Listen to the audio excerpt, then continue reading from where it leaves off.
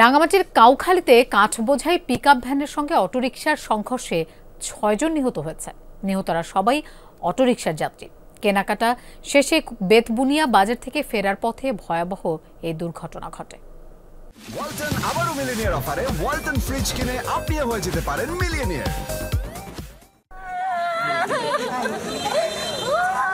সকাল 10:15টার দিকে পিকআপের সঙ্গে সিএনজি চালিত অটোরিকশার সংঘর্ষ হয় রাঙামাটি চট্টগ্রাম সড়কের উপজেলার বেতবুনিয়া ইউনিয়নের চেয়ারম্যানপাড়া এলাকায়।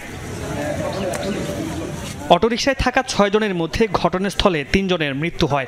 অপর ৩ জনকে হাসপাতালে পাঠানোর পর সেখানে চিকিৎসাধীন অবস্থায় মৃত্যু হয় তাদের।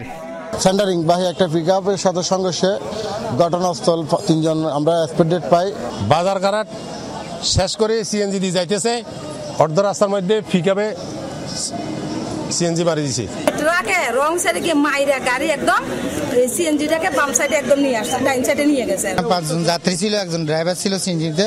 ওই মুখোমুখি সিএনজির পিকআপটার মুখোমুখি হয়েছিল। নিহতদের মধ্যে অটোরিকশা চালকও রয়েছেন। ময়নাতদন্তের জন্য নিহতদের মরদেহ রাঙ্গামাটি জেনারেল হাসপাতালের মর্গে পাঠিয়েছে পুলিশ।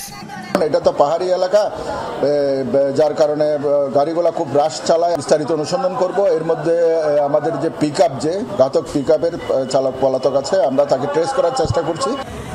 ঘটনার পর পিকআপ ও অটোরিকশা জব্দ করেছে পুলিশ, তবে পিকআপ চালক পলাতক।